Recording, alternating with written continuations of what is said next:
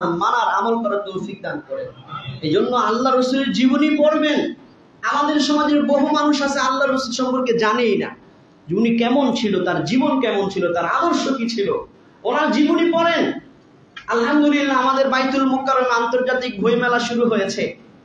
আমরা তো আজে বাজে বহু জায়গায় যাই, এই বই মেলায় বহু বই ছেপেছে আল্লাহ রসুলের জীবনী সম্পর্কে, নতুন পুরাতন। কারণ আল্লাহ রসুলের ব্যাপারে আল্লাহ বলছে ওয়ারাফা'না লাকা যিকরাক, নবী আমি আপনার আলোচনাকে সমুন্নত করব।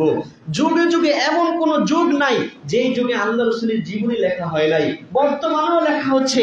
কিয়ামত পর্যন্ত যত আলেম আসবে তারা কিছু না কিছু আল্লাহ রসুলের জীবনী নিয়ে, তার গুণগান নিয়ে বই লিখবে। বলেন সুবহানাল্লাহ। এই সমস্ত বই কিনা পড়া দরকার। রাজি আছি ইনশাআল্লাহ? এজন্য যাদের সময় হয় বাইতুল মুকাররমের পূর্ব গেটে, বাইতুল মুকাররমের পূর্ব গেটে ইসলামী বইমেলা শুরু হয়েছে মাসব্যাপী, এবং পৃথিবীর বিভিন্ন আরব কান্ট্রি থেকে বিভিন্ন আরবি যা প্রকাশনা তারাও এখানে স্টল নিয়েছে।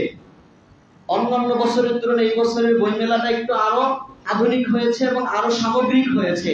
আমরা চেষ্টা করব এই বই মেলায় যাওয়া, কিছু বই কিনা, ওলামায়ে কেরামের পরামর্শ নেবে কোন বই কিনলে আমার জন্য বেশি উপকার হবে। কিছু বই কিনা আল্লাহ রাসূলের জীবনী পড়েন, ইসলাম সম্পর্কে জানেন। জানা দরকার আছে না নাই? আল্লাহ তাআলা আমাদের সকলকে তৌফিক দান করেন।